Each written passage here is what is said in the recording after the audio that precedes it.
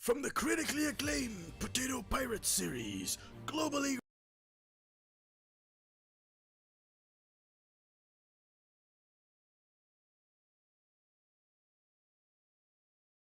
From the critically acclaimed Potato Pirates series, globally recognized as one of the best STEM computer science educational games, comes Potato Pirates Battlechips, an all-new strategic board game packed with computer science concepts like loops, conditionals, switch, try-catch, throw, break, recursion, cybersecurity concepts, and more! Now let's check in with our focus group and see how they're doing.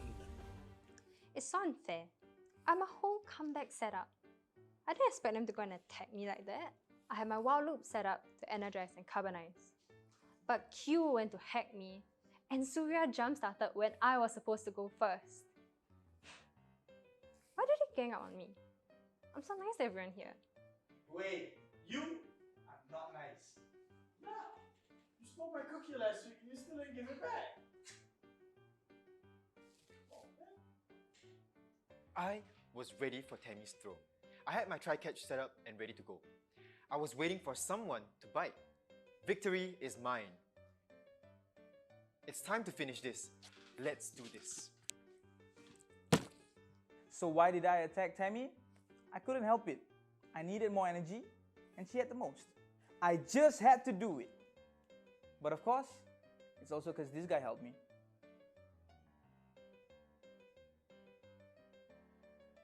No idea who the guy is, but he came with the game. Yo, Tammy, did you buy something? No, I thought you did. No. Battlechips? Potato Pirates Battlechips! Launching on Kickstarter 21st June. Man, who are you? Potato Pirates. What? Potato Pirates. How'd you get in the box? Ignore him. Look at these boards. Yo, they look kinda nice though. That's because they're Kickstarter exclusive. That's right, a Kickstarter exclusive version for all you loyal buds out there, with sleek playboards, exclusive box, artwork, and components. Also, check out these awesome cards! Aren't they beautiful? Because they're chips, you know, because potatoes and computers. Chips, get it? Potato Pirates Battlechips also introduces exciting new characters like the Great White Spud and Parrot the Carrot. What? Wait, no, it's not Parrot the Carrot, it's Carrot the Parrot. No, it's Parrot the Carrot. He's a carrot whose name is Parrot. He just happens to fly around and look exactly like a parrot. It's just a coincidence. That makes no sense, voiceover guy, and that's exactly my point. He looks exactly like a parrot. He's a carrot! No, he's a These people had no idea what's coming for them. I just played upgrade and dig to get more cards. I had so much energy that I bought the Kraken and the Great White Spud. When I knew I was ready, bam! I was going all guns blazing. I knew they were going to try and stop me during the power phase, so I denied them. I always get denied. It's so annoying. I was so close to winning, okay? I already got the Art of Potato War from Sputnet. And the description key was right there! Right there! I had enough energy to buy it. All I had to do was survive, okay? I saw the loops on Nisha's ship. Didn't take, I just had to add 2 and 2 together. I knew what was gonna happen. She was gonna come for me. Who else was she gonna come for, okay? Okay? I've been on her ass all day. Playing break and deny and everything. I knew it was gonna happen. Couldn't stop it though. But I managed to play Switch. I mean, nobody else played Switch that round. I got the money.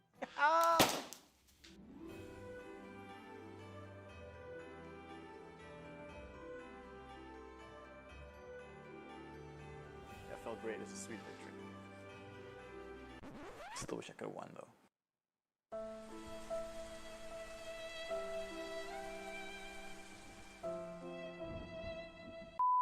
Potato Pirates Battlechips, out now on Kickstarter. Back us today, or off to Gravy Jones's locker with ye.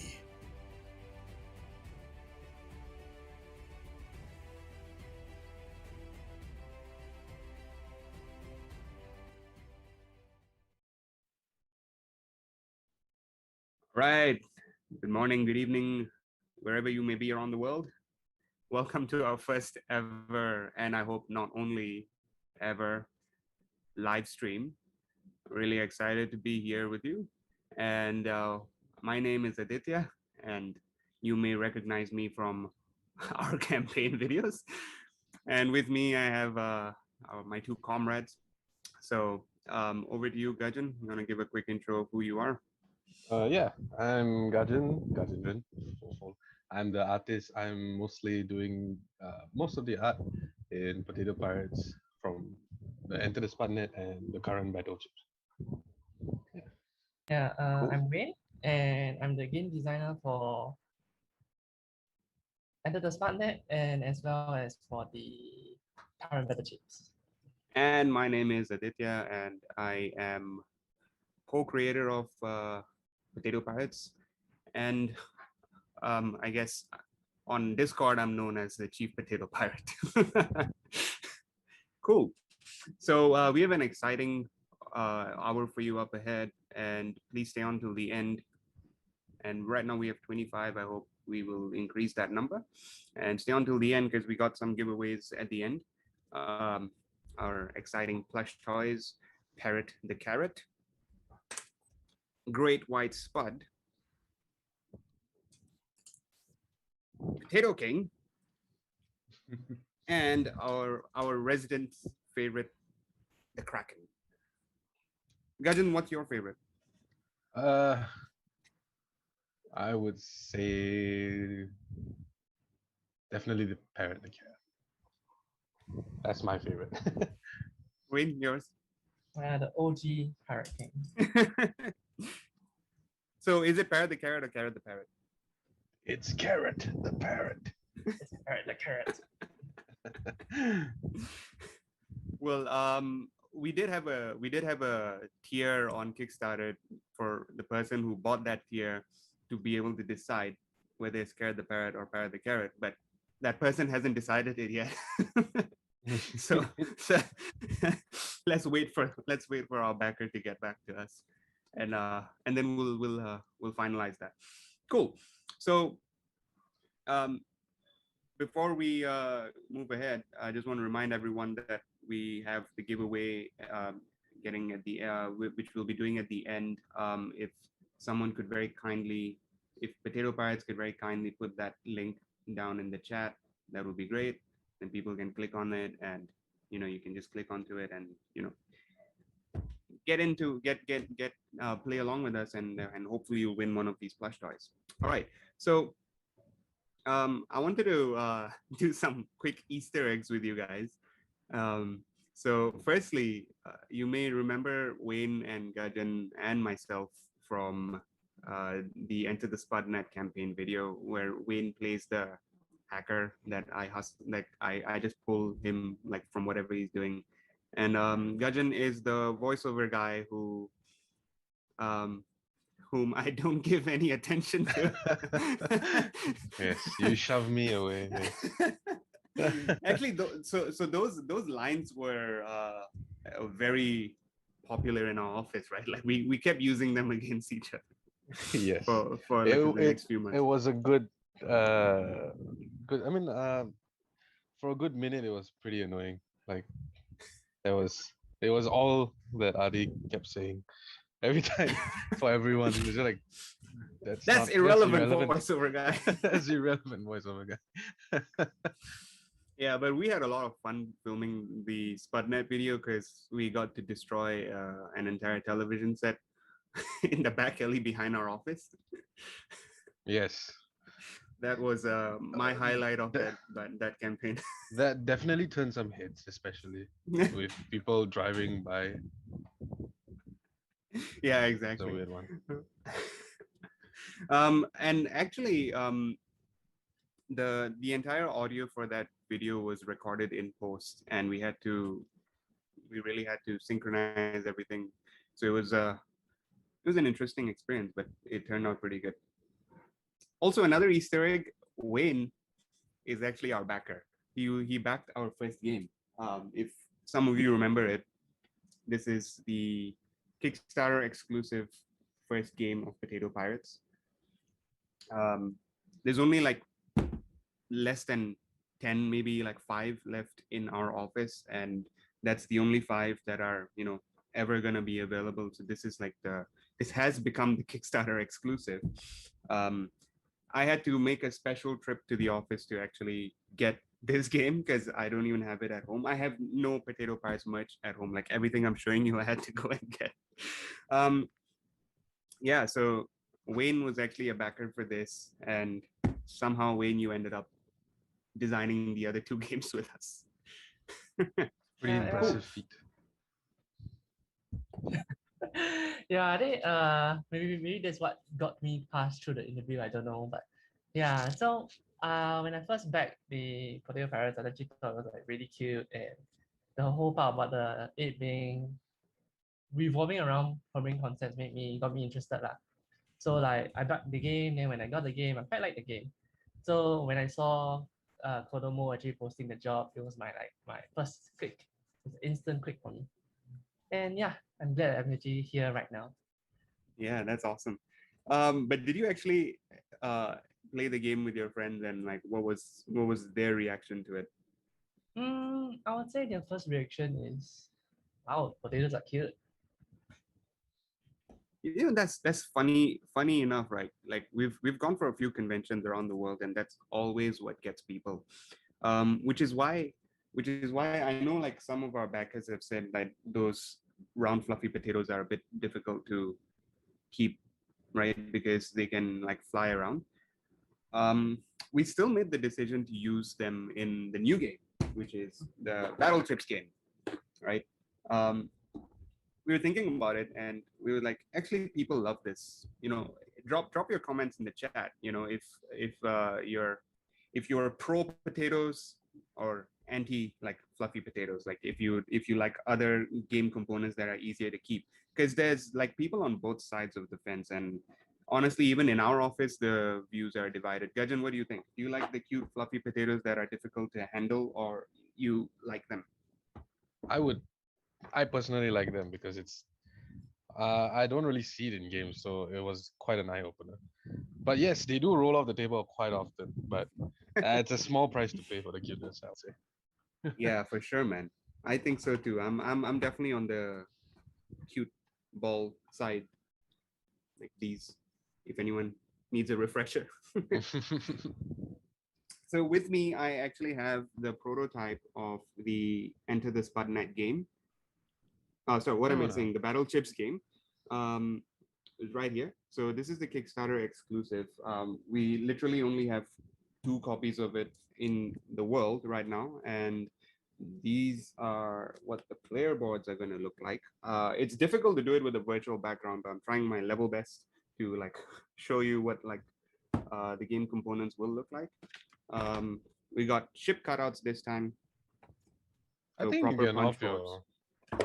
I think you can off your virtual background. My virtual background for a second, you know, just to show the stuff.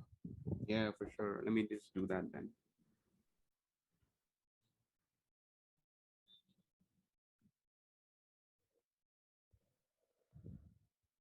Yeah, actually, Gajan, why don't you start streaming your artwork? So Gajan churns out artwork like a machine, and quite honestly, I don't know how he does it. But yeah, we wanted to give you a real life demo of how Gajan does it in real time. So along with our faces, you will see the artwork streaming, which will probably be the most exciting thing on your screens, because the rest of it is just us talking crap. Cool. And I'm just going to, there you go, switch off the virtual background. It's a little easier to see. So it's like super sunny, and it's like a little after 9 a.m. So I'm getting the morning sun where I am. So these are like game boards right here. Yep, and assortment of ships. So we have a bunch of upgrades planned on Kickstarter, but that's really dependent on whether we can or reach them. But right now we are in the tail end of our campaign, final 3 days. So let's try and do our best to hit them stretch goals and unlock those expansions. So on your screen right now, you'll be seeing Gajan's artwork, and I will just let Gajan do his thing while Wayne and I talk to you, and then we'll just talk to Gajan along the way.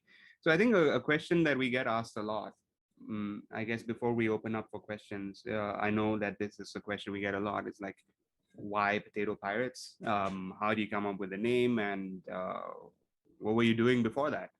So our company, Kodomo, actually was founded in 2015 with the entire, I guess, mission to make learning and education fun for anyone. And that's really because our education experience left a bunch of things to be desired. So we are all like from the Singaporean education system. So we are all in Singapore, which is not in China or any other place in the world. Singapore is in Southeast Asia. That's something people always get wrong. Right? Yeah, in case you need a geography refresher. So yeah, and like we were just doing this to make learning exciting and engaging for the generation of the future, so, for the people who are coming in after us into this world, right? And we started off by doing a lot of workshops in like coding and design thinking, and we were doing workshops for kids as young as 4 years old all the way to adult training. Along the way, yeah, like over a year of doing that between like 2015 and 2016, we realized that there's this huge gap in the market where like coding is not really very accessible. So I learned how to code only in university. Wayne, when did you learn how to code? Yeah, when I first got into university. Yeah, so like so I guess both of us never learned how to code. Gajan, when did you learn how to code? Ah, yes. We first played Potato Pirates. When I first played Potato Pirates, there you go. That is right. That is the right answer. So Gajan has to put up with all our nerd talk, and I think he's just gotten used to it. Yes. Yeah, because there's so much like jargon that we throw around when we are doing play tests. Because of course that's the entire premise of the game. Yeah, but Gajan, how do you feel about that? Like being surrounded by people just talking about coding and stuff. At first, it was very like overwhelming because I have no idea what you guys are talking about at all. But honestly, after spending quite a bit of time around you guys, I kind of pick it up. And to be honest, like when my friends outside who talk about coding and stuff like that, right? I actually know what they're trying to say because of what I always hear in the offices, and I mean, yeah, in the office and around you guys in meetings and stuff like that. So that's cool, man. So you can actually like keep up with, I guess, coding lingo now.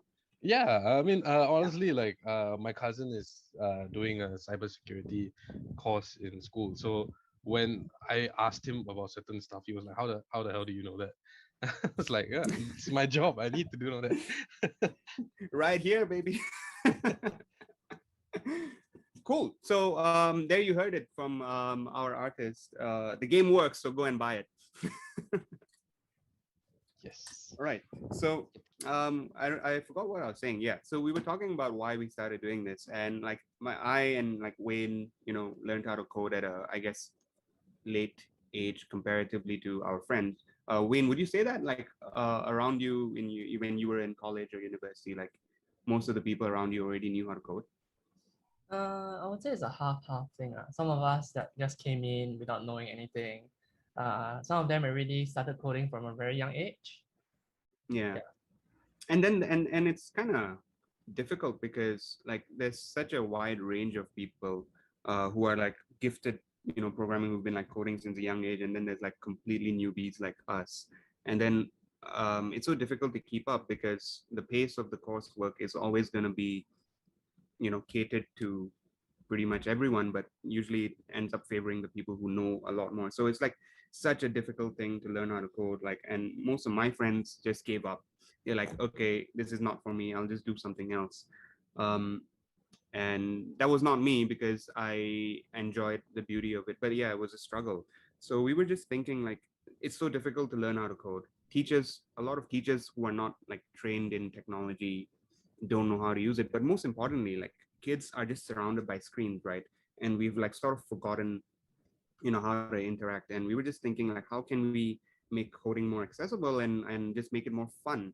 And something that you could do with your parents, something that parents can do with their kids, something that you could have a bunch of drinks with your friends and just have fun.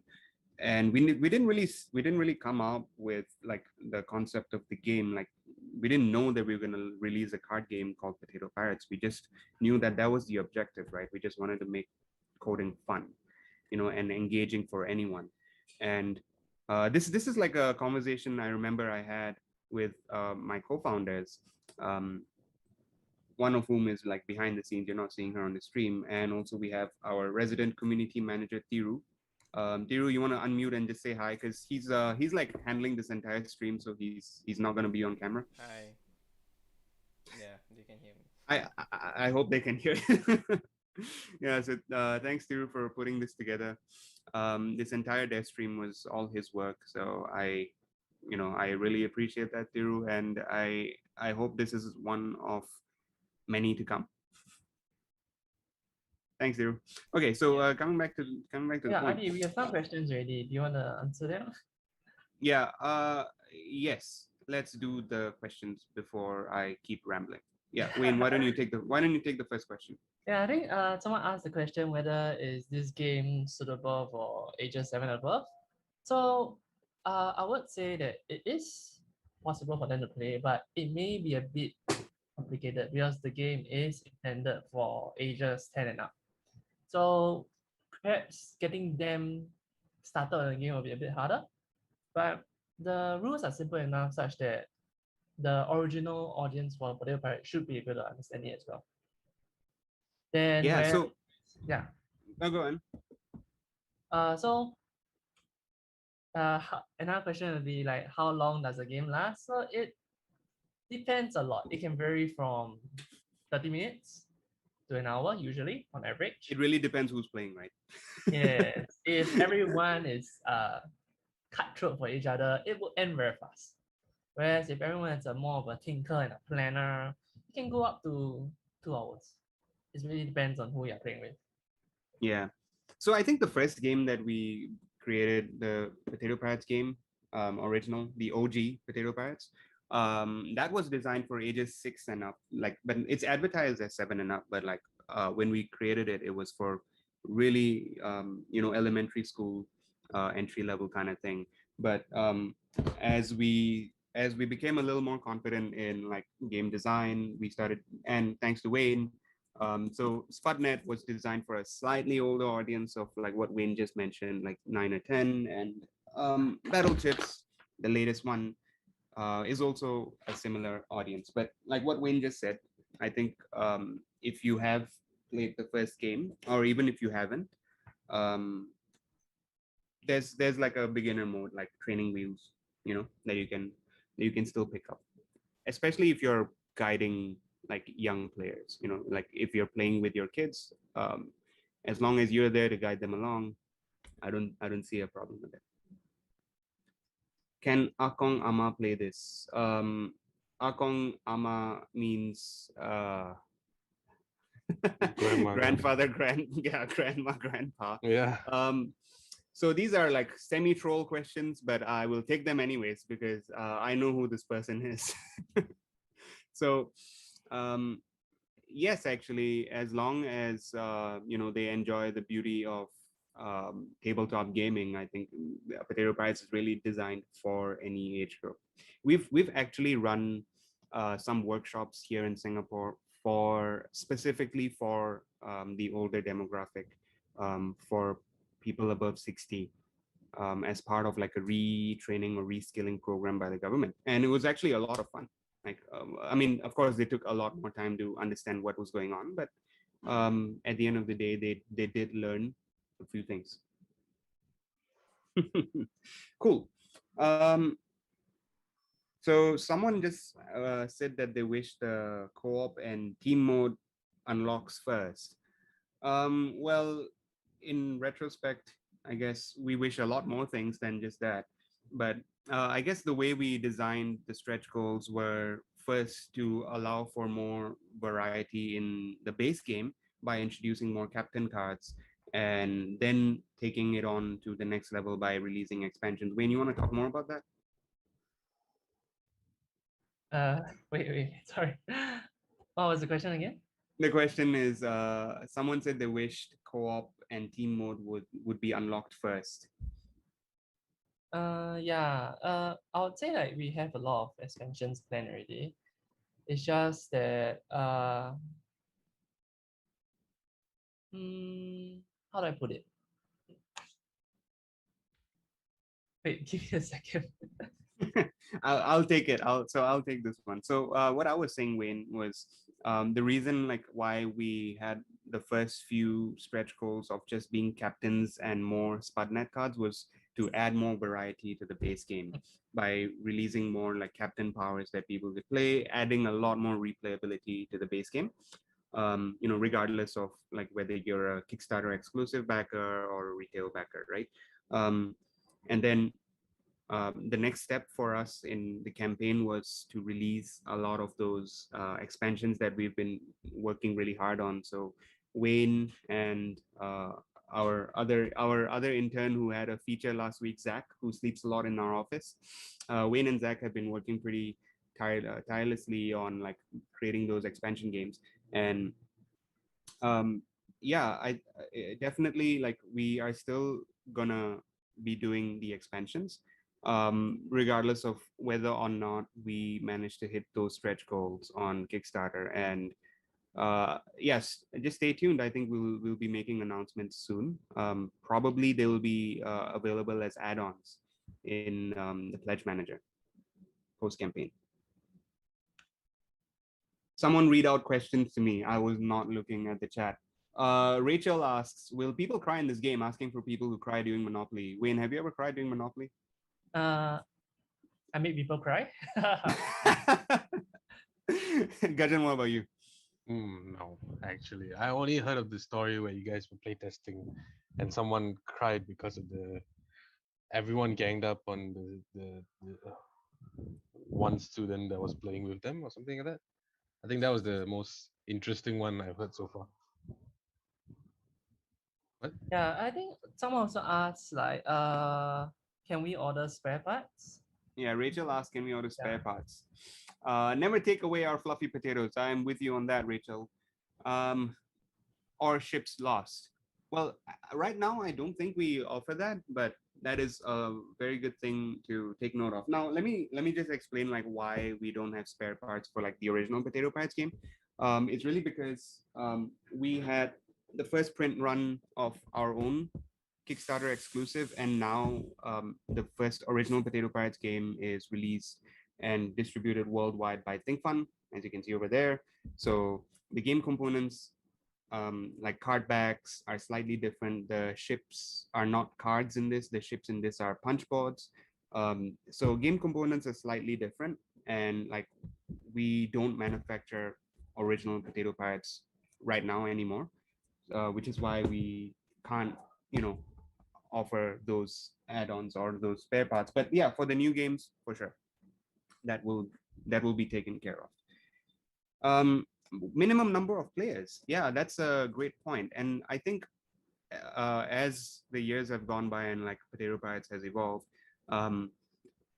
so we first released the original one as 3 to 6, and then Spudnet was released as 2 to 6, and in Spudnet we released the co-op mode because a large part of our audience is educators, and they were like, this game is a bit too cutthroat for being educational, and we're like, that's how it's fun.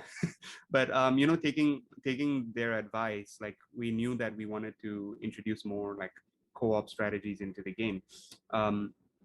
That's what we did with ETS, Enter the Spudnet.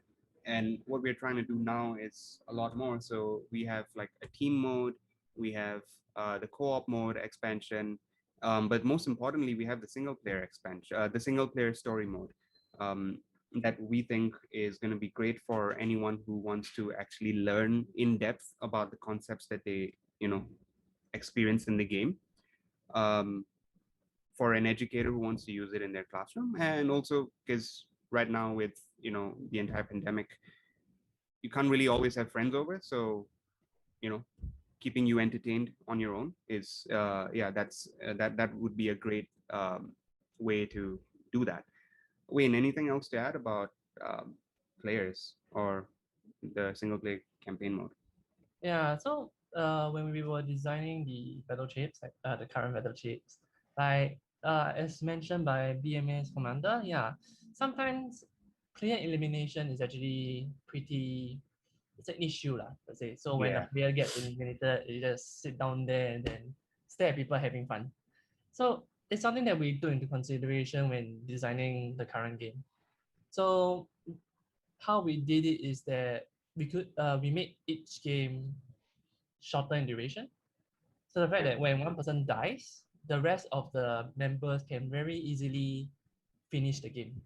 So what we feel like is that when the games are short, even if you are eliminated early, it's actually very fast to get to the next game. So it doesn't feel so bad for players who die too early. But at the same Yeah. time, like we notice also in workshops that we do is that there's also ganging up, that kind of thing. So as a free for all game, it's actually pretty hard to remove the idea of ganging up unless you force it down their throats, which is something that we didn't want to have. But we have a few like certain mechanics that discourage doing such things. So like for example, we actually do have a change in starting order. So the player who is always the weakest will always get to go first. So in a sense, the best player for you to hit is always the player before you, so that you can always start second. So it's something that we noticed as well when we did playtesting for this. So it's a kind of a soft mechanic to discourage ganging up and that kind of stuff. Yeah, I think Wayne and the team and I, like, we put a lot of thought into this, and we are pretty like happy with what we have done to curb those things like player elimination, ganging up, just making that like less likely to happen, and also introducing more game modes, which introduces uh, other concepts of computer science, like sorting algorithms and like debugging and object-oriented programming. Um, it's always been a personal goal of mine to have sorting algorithms in our games, and I think we've seen some good like success with like the expansions that we're planning out. But before we go on, Rachel said that maybe you should have cribs for the potatoes. But Rachel, we are a step ahead of you. We already have cribs. You see this? So wait. Let me. Okay, there. So yeah, we already have cribs for all the potatoes. So the potatoes go in here, and you have the big slots for the big ones and the small slots for the small ones. So if you have the Kickstarter exclusive version, which you can still get for the next 72 hours, because we're in the last 3 days of the campaign, you will have cribs for all your potatoes. Yep, because the player board comes with that. Cool.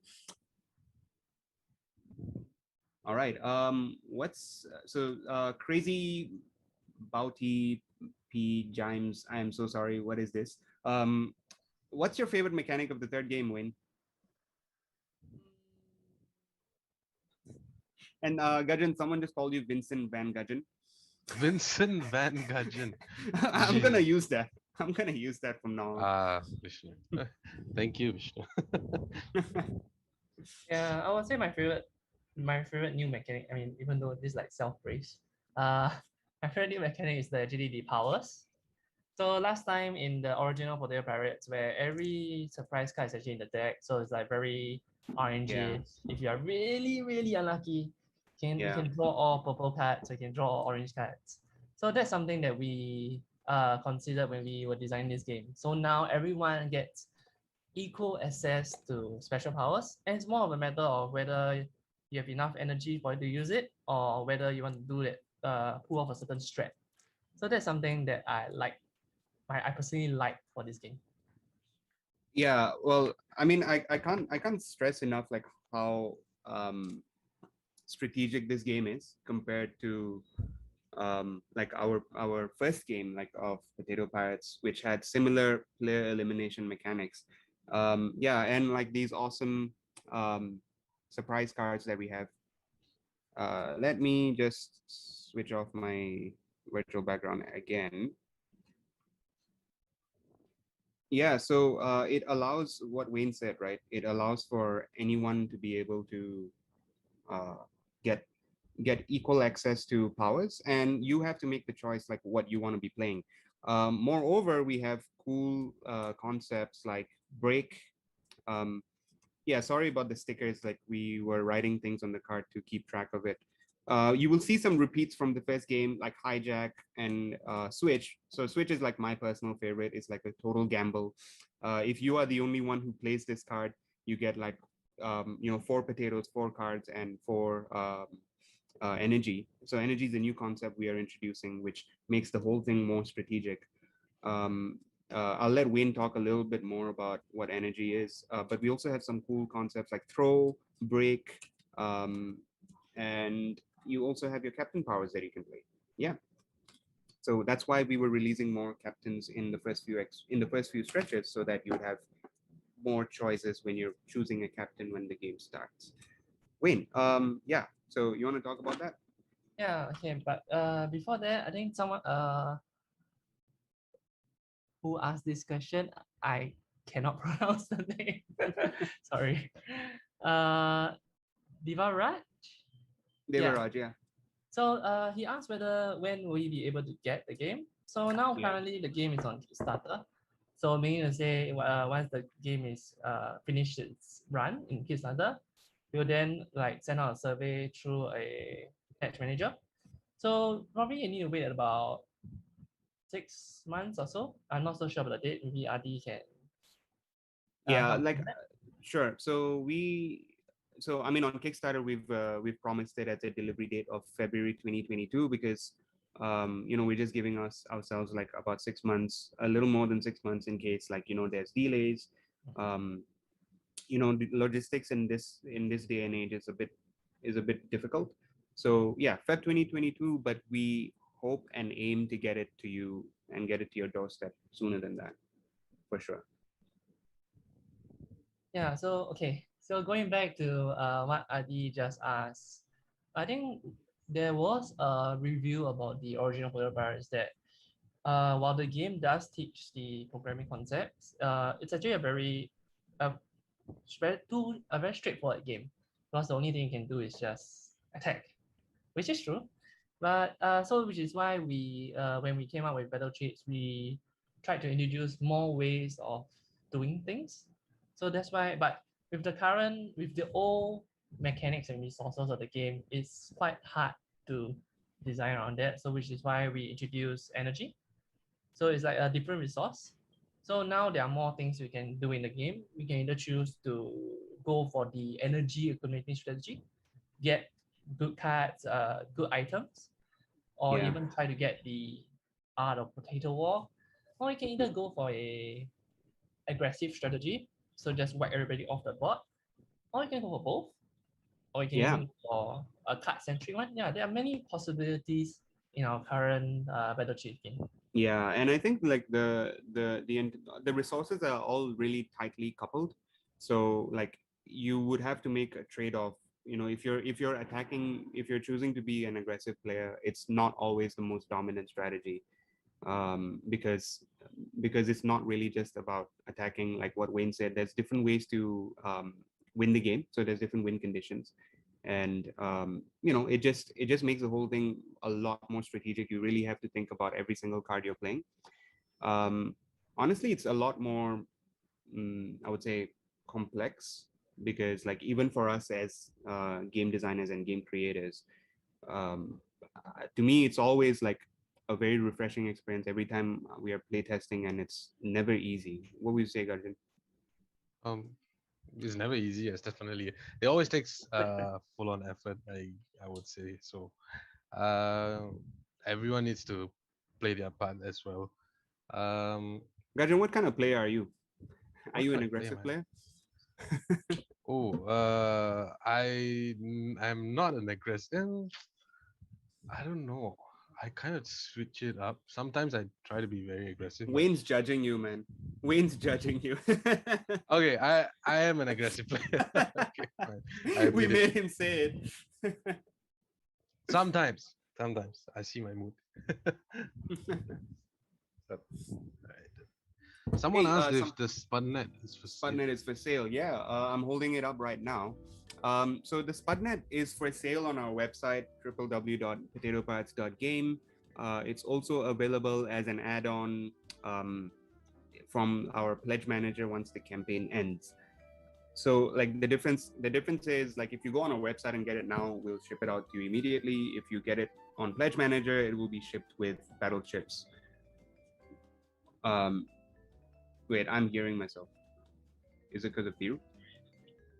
Okay, so yeah, if you get it on the pledge manager, it will only be shipped at the end of the year or by Feb 2022 when we ship out your Battleships game. Cool. Spudnet is an add-on for this Kickstarter campaign. Yes, it is. So this will be available for as an add-on this time. The only difference is that this is not the Kickstarter exclusive version, which means you don't get the double-sided map. You would only get the Carbobian Seas map, not the 5-player map on the flip side. But that's okay because co-op mode is still there, which was actually released as a stretch goal. So talking about co-op mode, Wayne and I love to have this conversation. So Wayne was, I would say, the lead game designer for Spudnet competitive mode, which is the base game, and I was the lead for co-op. So we always have this conversation because Wayne's like, no, co-op is not that good, competitive is better, and I'm like, no, come on, competitive all the way is not fun. Like co-op, it is definitely like, you know, it definitely adds, you know, a different dynamism to the game. So drop it in the chat. Like, what do you think? Enter the Spudnet co-op. Co-op mode, best mode. All right, I'm winning, man. Wayne, I'm winning. What do you say? Competitive mode is the best mode. We'll settle this once and for all. Well, let's see what if we get any more in the chat. Well, so far is co-op 1, competitive 0. Okay, moving right along.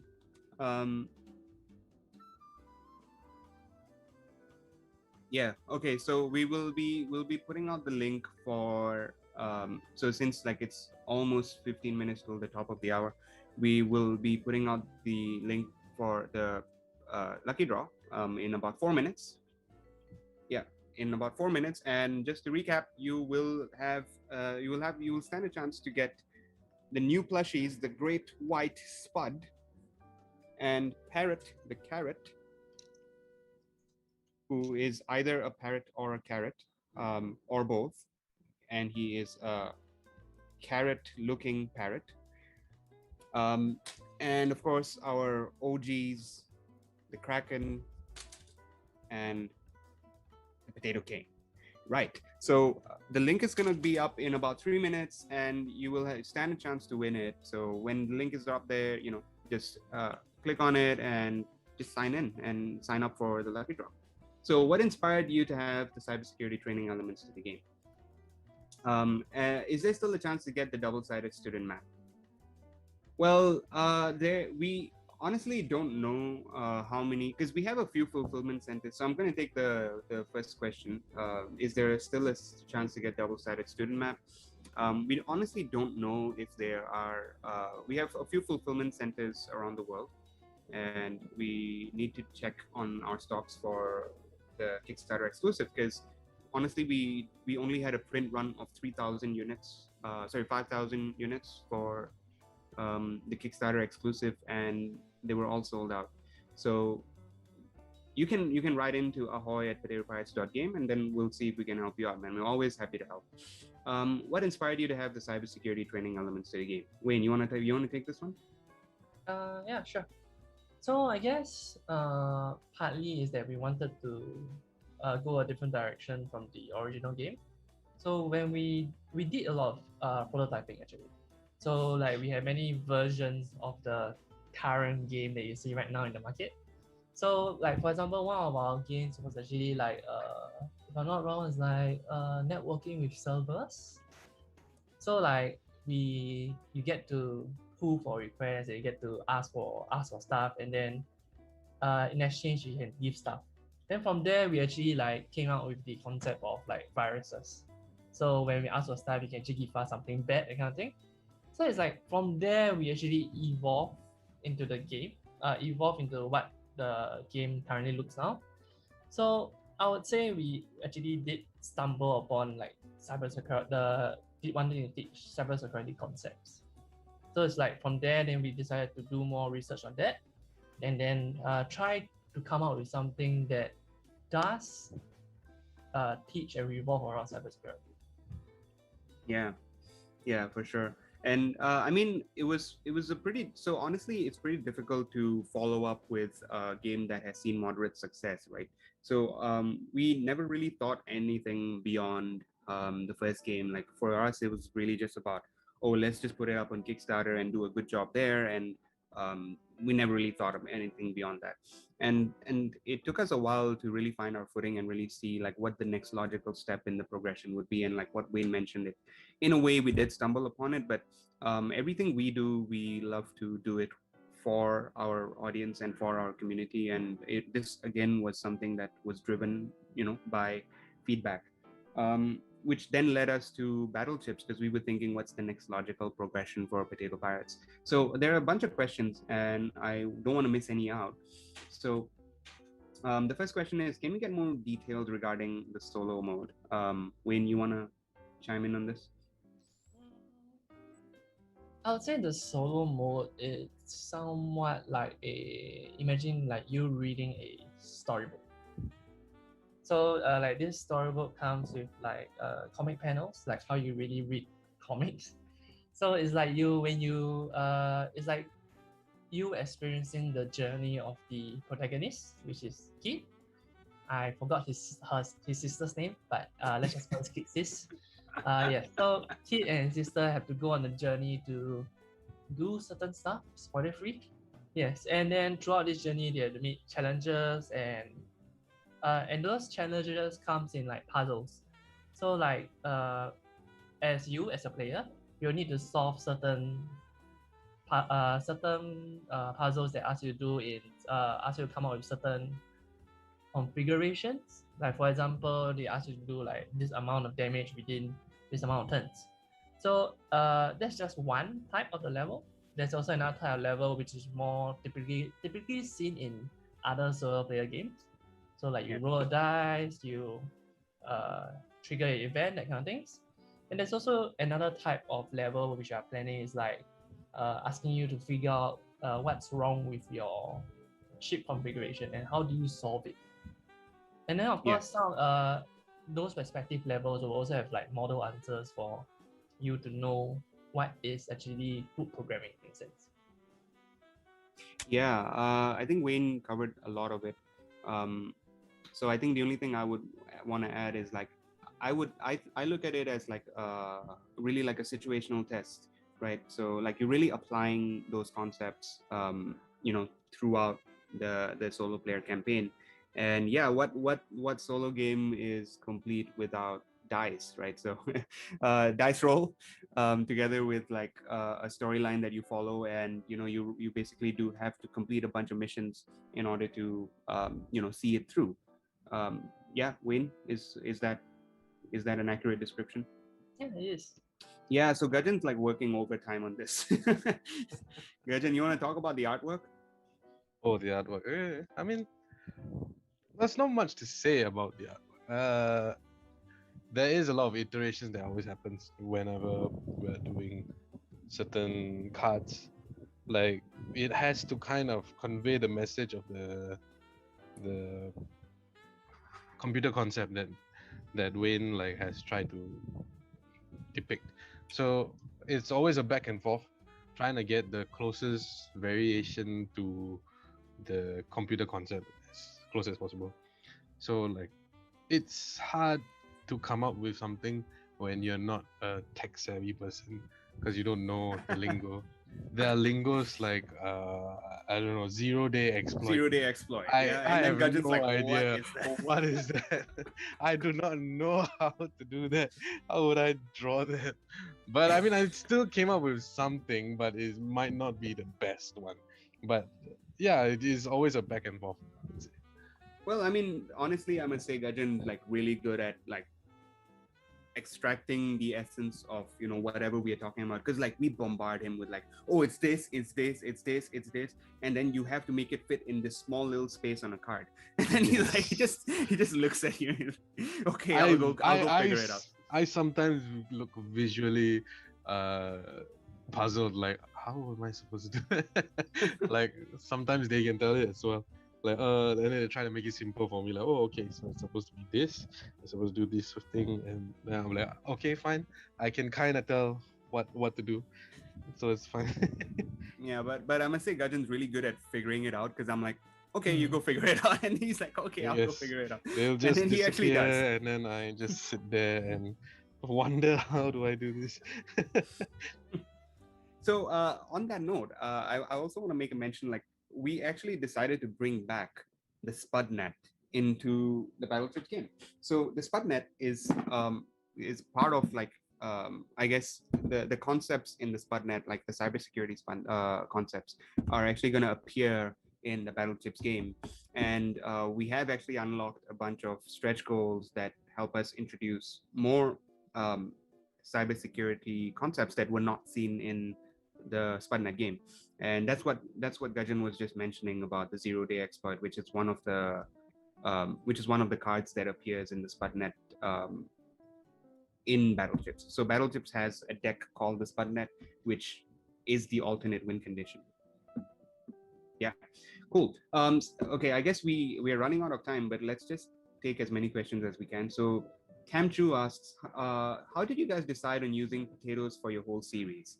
And this is a question I wanted to answer like way, at the start of our stream, but I got sidetracked. So honestly, we were really just trying to figure out like how we could, come up with something original, because we had this idea over lunch. We went back to our office and we prototyped something, and it was like typical D&D, wizards and knights and all that. And then we were like trying to figure out like what other themes we could explore. And we just started thinking like, what's the most inanimate thing we can think of, and let's try and animate that. Right, literally it was that. And like the first thing we thought of for some reason was potatoes. And then I was like, hey, how about potato pirates? Because like if you do a traditional pirate theme, it's like, it's been done over and over, but potato pirates never been done before. And we Googled it, and it turns out there's a band from Denver, Colorado that has the same name. So I guess it's been done in a different way, but not in a game. So that was really how we did it. And then when Wayne was building Spudnet, Wayne, you want to talk about the working title of Spudnet? Hey, it should have been an official name. Our working title was actually potato packets. Potato packets. The network is in packets. Potato packets. Everyone thought it was a winner. Like everyone was like, yeah, it's gonna be potato packets for sure. We were hooked on it for quite a while before we decided to change it. And when they decided to change it, we were like, what? Why? It's such a good name. Yeah, I mean, we just wanted to stay true to our Potato Pirates brand. But funny enough, like Spudnet was like so difficult to find like the name, right? We took so long to get the name into the Spudnet. But with Battlechips, it was the complete opposite. And the guy behind the scenes, Thiru, was the guy who came up with it. Thiru just like, randomly started spurting out names, and some of them were quite politically incorrect, but this was one of the good ones. So we were like, oh, Battlechips. And we're like, yeah, that works, So we found the name Battlechips for this third game, like with no problem at all. Like what we had more difficulty was with the logo, I think. Yeah. So Gajan, someone was asking about what's that red thing on the stomach? Darwin is asking me. Devaraj asks. This let me just, you mean this thing? Or is it it's just his sash. He has a sash around his tummy. Oh yeah, Is to fit the pirate theme, you know? yeah. In You've got this typical clothes. pirate fashion. Yeah. He has a little insignia of a USB on his chest, you know, keeping it true. Hey, we will take Steven's question, but before we do that, I want Gajan, maybe you want to talk about how you have seen the artwork evolve for Potato Pirates over the 3 games. Ah, yes. Okay, sure. As the games evolved, especially from the first one to the second one, because the first game it was a different artist, but he's no longer working with us right now. So I had to take over that role. So it was very hard to kind of imitate that, but I think I've kind of developed a sort of style when it came to Potato Pirates, and I think it's been stuck since. Uh, yeah, a lot of things have been changed in the sense where like they used to be just naked potatoes, and now they're starting to have clothes. They're starting to have hair, and yeah, it's been pretty. I mean, it evolved quite a lot, so it's Yeah, they're pretty fun becoming to more see how they go. civilized. Yeah, they're more modern now. So can you name So- like your favorite card art? Yeah. Like which one is your which art are you the most proud of? Oh, which art I'm the most proud of? Oh, I would have to say the banner for ETS. I don't know if Chad You know can one kind behind. of. No, it's not this one. It's not this one. I don't really have it with me right now. Wait. Yeah, I don't have it with me right now. Basically, I know there what was you're this talking banner. about. There was this banner that Adi asked me to make for the website the first weeks I came to work. Yeah. And it was just meant to be a banner, and I mean banner for the website. So I did a very meh banner, to be honest. And Adi was okay with that, and then he put it up on banner, and for some reason it made it all the way to the end of the campaign. I mean, like the launch campaign launch, where it became a full size banner that they actually put up during the launch day. I was looking back at that. I was like, how did this art from the first week make it all the way to the end of the game? Because First week on the job. yeah, first week on the job, I was so confused because I ever since the first week, I have developed the art style on how to make it better, but that particular banner made it all the way. It didn't even get scrapped. I was so surprised. I don't know if we can kind of bring up the picture, but it's okay lah. I can. I mean, I can share screen, but I don't know if you'll be able to see it. No, I don't think. Thiru, will that work? Can't hear you, Thiru.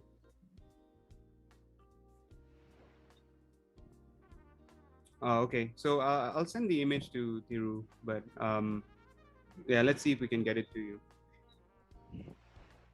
So yeah, we have one last question that asks about the 12 heroes. Wayne, you want to handle that one while I get the image on the screen?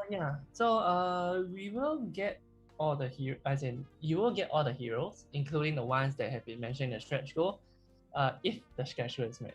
So let's just say if we do hit the next stretch goal, which is 125k, yes, we'll get all 12 heroes that are planned and designed for the game.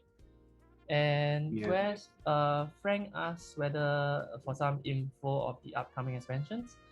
So the upcoming expansion, if I remember correctly, will be the sorting expansion. So the sorting expansion is actually a new game mode on its own. So it's a different way to experience the game. At the same time, I would say it's actually a team-based game mode. So actually, you form teams, and then each team will be able to choose a sort, and then will need to strategize and choose a sort according to what they have available in abundance or in scarcity.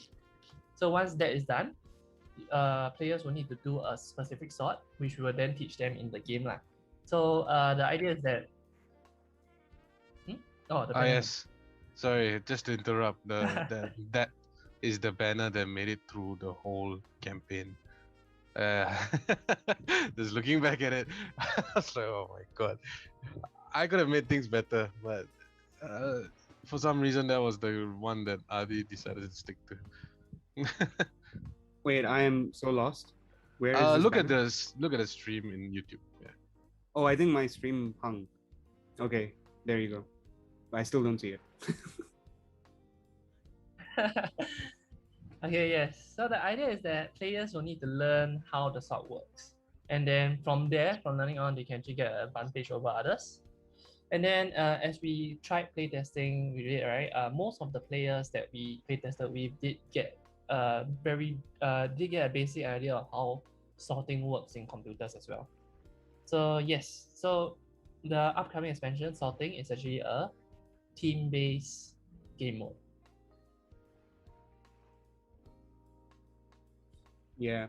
All right. So we are at 10 p.m. or 10 a.m. depending on where you are in the world, or some other time. But we are 1 hour into the stream, so I think that's about it for the stream. But I have one really interesting question over here asked by Tamiz. How valuable is Gajan to the team? I would love to hear this. Well, look, if there was no Gajan, there would be no artwork, right? And there would be no Potato Pirates, because I think Potato Pirates is defined by its artwork. So I think Gajan is instrumental in making this happen and really creating Potato Pirates. You know, Potato Pirates is like a vision that we all share about, you know, trying to make computer science something more accessible. And I think like what Gajan was saying, the way he has learned about the concepts of computer science coming from a completely non-tech background, at least internally within our team, we have been able to align everyone, you know. So that's definitely like what we're trying to do with our audience and our community. And Tamiz is saying solid la Abang Gajan. So Abang means brother. Brother Gajan. Thank you. Thank you. Yes. And with somewhat that, done. we are done. We are Huh? done with the artwork as well. Excellent. Yeah, Gajan, yeah, tell us about it. Oh, basically, it's one of the captain characters in Battlechips. His name is it's yet to be known yet, because we have been changing the name so much. He used to be Redbeard. I forgot what's his name. Damn it. It's still Redbeard for It's now. Yeah, it's it's all Redbeard for Wayne's now. fault. Wayne just comes in like, oh, we're changing this name. I'm like, what? Why? The name is fine. He's like, no, we're changing the name. And then anytime we're doing playtests, Wayne is like, oh, these rules have changed. I'm like, since when? Like, rules change every day. Rules change every day, and yeah. So basically, he's fighting the Kraken that's coming on board onto his ship. So that was a quick one that I tried to do as best as I can. But yeah. Awesome. As you can see, Gajan like really churns out artwork like a machine. So with that, we have come to the end of the stream, but I do want to make a mention on the artwork, because like when we started out, it was pretty rudimentary. We were really just finding our footing, you know, and with the Spudnet artwork, we went a little more in the direction of something more cyberish. But with Spudnet, with Battlechips, I think we've really nailed it down, having this nice juxtaposition of like piratey themes with cyber elements in them. And yeah, I think Gajan is like the mastermind of that. So Gajan, Ilyana, Ikai, our art team has done a phenomenal job doing that and putting that together. So thanks for being on the stream with us. We will be contacting the winners through email for the giveaway of the plushies. And hopefully next time when we are on this, you will see new faces and you will get to see the people who are behind the scenes. Thanks so much for being on this with us. Any final words from the rest of you? Oh, please support our game. It's on Kickstarter right now. Please back us. Hopefully you get to see us put on more artwork, more games.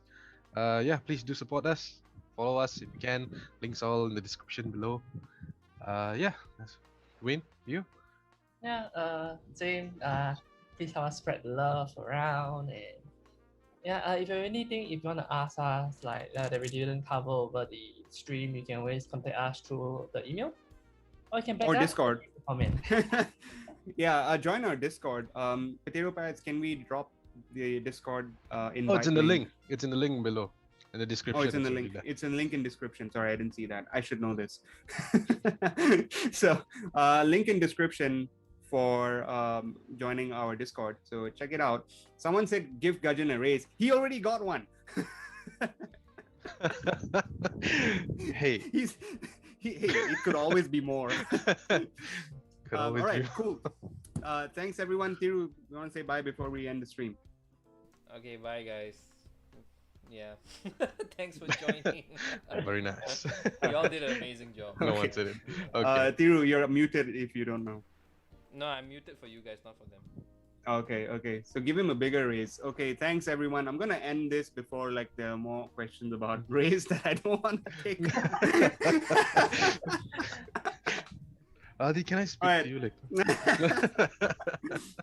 Great. This is like, thanks. What a great ending to our lives. Okay, transitioning out. Bye. Good ending for us. All right, see you. Bye, guys. Thanks. Bye.